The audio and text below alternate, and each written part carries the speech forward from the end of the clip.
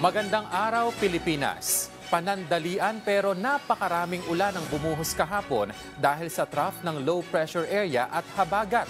Kaya naman paalala ng Pag-asa, laging maging handa sa posibleng muling pagbuhos ng malakas na ulan ngayong hapon. Kumuha tayo ng update sa magiging lagay ng panahon mula kay Bien Manalo. Live, Bien!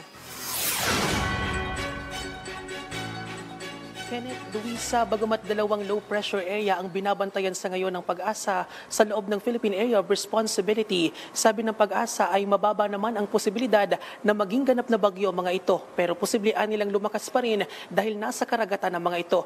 Pero gayon man, wala nang binabantayang bagyo o low pressure area ang Pag-asa sa labas ng Philippine Area of Responsibility.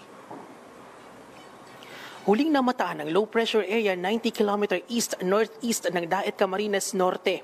Ayon sa Pag-asa, maliit ang posibilidad na mabuo ito bilang isang bagyo pero magdadala pa rin ito ng pag-ulan sa Southern Luzon, Bicol Region at malaking bahagi ng Eastern Visayas. Isang bagong low pressure area ang binabantayan din na huling namataan 900 km silangan ng Eastern Visayas pero mababa nila ang tsansa nito na maging bagyo. Samantala patuloy pa rin ang pag-iral ng southwest monsoon o habagat partikular na sa kanlurang bahagi ng Southern Luzon, Visayas Region at western section ng Mindanao. Dahil dito, makararanas naman ang maulap na kalangitan na may kalat-kalat na pag-ulan, pagkulog at pagkidlat ang malaking bahagi ng Visayas, Southern Luzon, kasama na ang Calabarzon, Mimaropa, Metro Manila at Bicol Region. Uulanin din ang hilagang bahagi ng Mindanao, kasama ang Caraga, Zamboanga Peninsula at malaking bahagi ng Visayas. Dahil dito, pinag-iingat ang mga residente mula sa banta ng pagbaha at pagguho ng lupa. Dahil nga sa southwest monsoon or habagat at maging sa trough o extension, makaulapan na dala ng low pressure area, tayo po ay naglabas ng weather advisory. Ngayong araw, inaasahan natin na malaking tsansa na hanggang malalakas sa mga pag-ulan ng mararanasan. Una, dulot ng southwest monsoon o habagat, partikular na sa Oriental Mindoro, Antique at Negros Occidental. Malaking bahagi naman ng Bicol Region, itong mga alalawigan ng Camarines Norte, Camarines Sur, Albay, Sorsogon, Masbate at Catanduanes. Maging itong Northern Samar at Quezon Province, makararanas din ng mga malalakas sa mga pag-ulan sa araw na ito. Makararanas naman ng generally fair weather o maaliwalas na panahon ang hilagang bahagi ng Luzon, gayon din ang malaking bahagi ng Luzon. Inaasahan naman na malulusaw na ang binabantayang low pressure area sa mga susunod na araw. Kenneth, Luisa, makakapanayam naman natin ngayon si Sir Joffren Habaluyas, ang hydrologist mula sa DOST Pag-asa. Magandang hapon po at live po tayo ngayon, Sir Joffren, sa Sentro Balita Weekend sa PTV4, Sir. Sir, kahapon kasi maraming lugar sa Metro Manila, partikular na dito sa Quezon City, ang binaha dahil sa mga pag-ulan. Para lang po sa kaalaman ng ating mga manonood, Sir, no, gaano karami yung tubig o yung ulan na ibinuhos kahapon at paano po niyo po sinusukat yung dami o yung volume ng ulan na dala ng mga pag-ulan?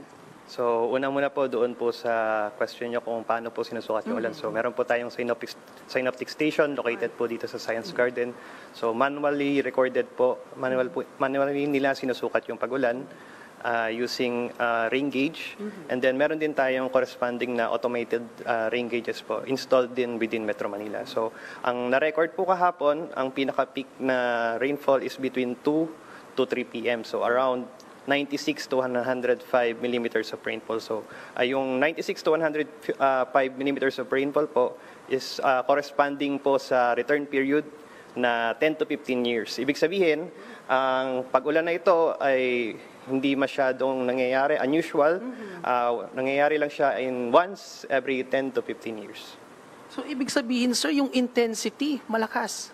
Malakas po. So yun po yung nagpabaha po dito sa portions po ng Quezon City kasi kapag hindi po na-accommodate ng ating mga drainages yung ganong karaming ulan, yung almost 100 millimeters of rainfall, pero ang kaya lang ng drainages natin is around, sabihin natin 50 millimeters lang. So yung matitira po na rate ng pag-ulan is magiging flood po. Yun po yung nagiging nagpapaha po dito sa ibang portions po ng Quezon City. Alright, so update naman tayo, sir, sa lagay ng ating mga dam. Kumusta yung mga dam natin? Kinakailangan na ba natin buksan yung mga gate? Ang mga dams natin as of 8 a.m. kanina is generally normal. So wala tayong significant increase or decrease sa ating mga binabantayan dam sa Luzon. And then, wala tayong nakabukas na gate. Yung Magat Dam kahapon is nagsarado sila around 5:30 p.m. So, for the next 24 hours, wala tayong inaasahan na mga pagbubukas ng ating mga dams based doon sa mga rainfall projection po kanina. Alright. Maraming salamat po, Sir Joffren Habaluyas, hydrologist mula sa DOST Pag-asa. At manatili lamang po na nakatutok, nakaantabay sa mga social media page ng DOST Pag-asa at maging dito sa inyong PTV para maging updated sa lagay ng panahon. At yan ang update. Balik sa iyo, Kenneth Luisa. Maraming salamat, Bien Manalo.